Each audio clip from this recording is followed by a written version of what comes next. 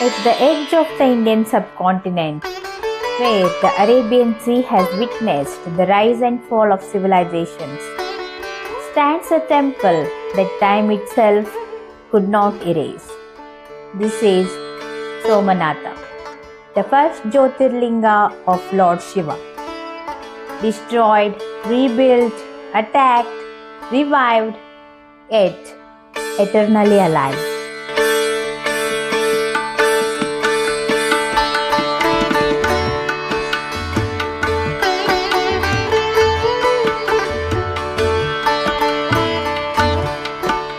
Ancient scriptures call this land Prabhas, the sacred ground of illumination. For thousands of years, sages, kings, and devotees believed that divine energy converges here.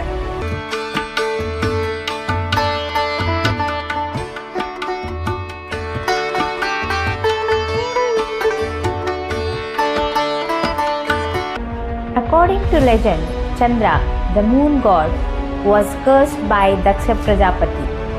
His brilliance faded and despair consumed him. Seeking redemption, Chandra prayed here to Lord Shiva. Moved by his devotion, Shiva manifested as a pillar of divine light, the Somnatha Jyotirlinga. Somnatha, the Lord of Moon.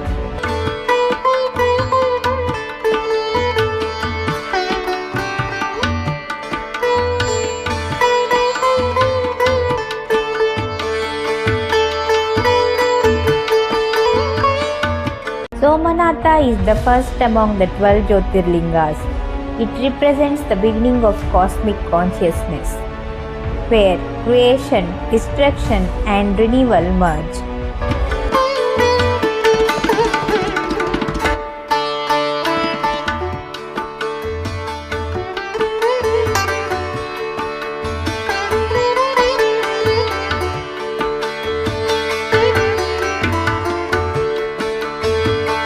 The Chalukya king Mularaja is believed to have built the first temple dedicated to Soma, the moon god, at the site sometime before 997 CE.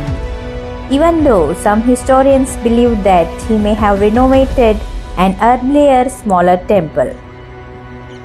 Built in the Chalukya style, Somnatha's architecture reflects ancient India's mastery of stone, symmetry, and astronomy. The legendary Banastamba once marked a straight line from Somnatha to the southernmost end of the earth, where no land interrupted the ocean.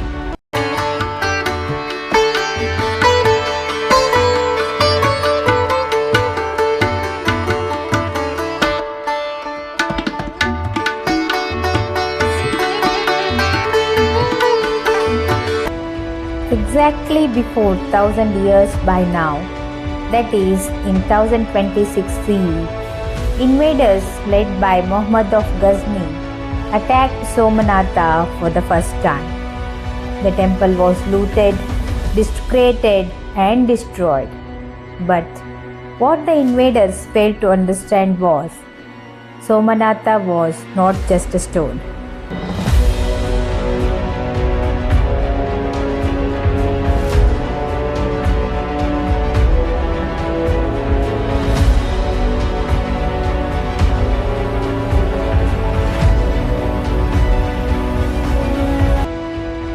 Somnatha was destroyed multiple times across centuries.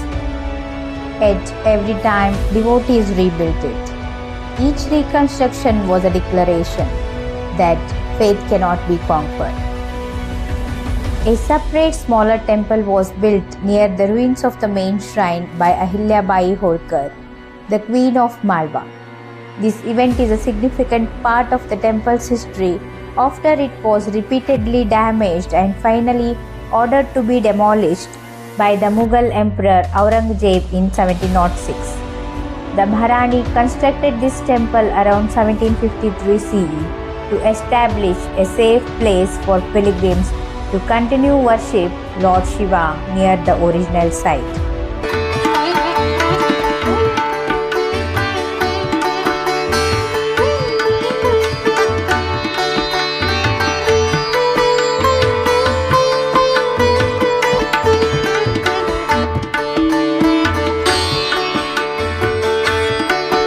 After independence, the dream of rebuilding Somanatha became a symbol of national pride. The temple was rebuilt not as revenge but as revival, a declaration that India's soul has awakened. Present Somanatha temple was reconstructed in Maru Gujarana style of Hindu temple architecture.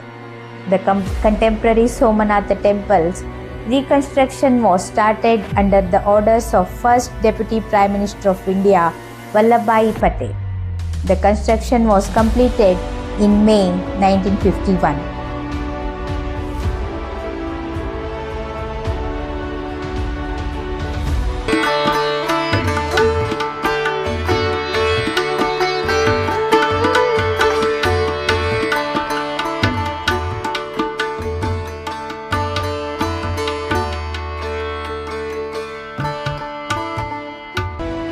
Today, Somanatha is alive with chants, prayers, and hope. Here, devotion flows as endlessly as the sea beside it.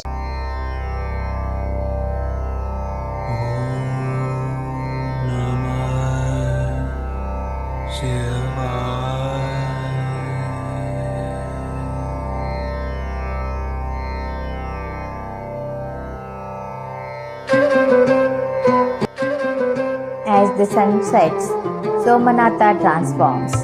The sea turns golden, bell echoes through the sky, and the devotion reaches its peak.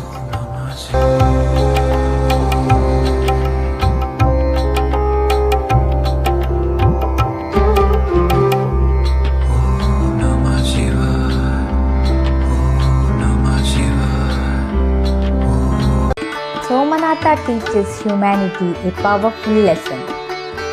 You may destroy structures, but you cannot destroy belief.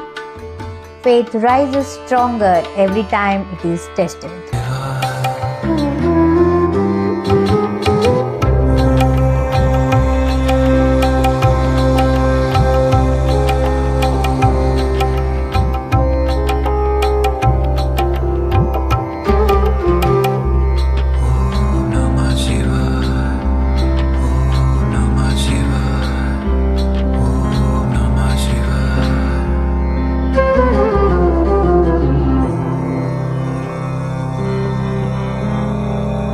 Somanatha's history raises questions of tolerance, spiritual values to expect, and foreign oppression. Somanatha stands today not just as a temple, but as an eternal flame of Sanatan Dharma, unbroken, unbowed, undying. They tried to erase Somanatha from history, but Somanatha became history himself. Har Har Mahadev.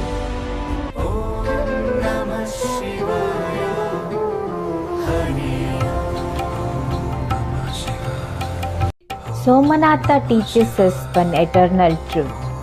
Civilizations may rise and fall, but faith is immortal. Even after centuries of destruction, Somanatha stands tall, not as a stone, but as Sanatana Dharma itself. As long as faith lives, Somanatha lives. As long as devotion breathes, Shiva reigns. If this story moved you, share it with devotion. Subscribe for more untold stories of India's sacred heritage. Comment Har Har Mahadev. Thank you.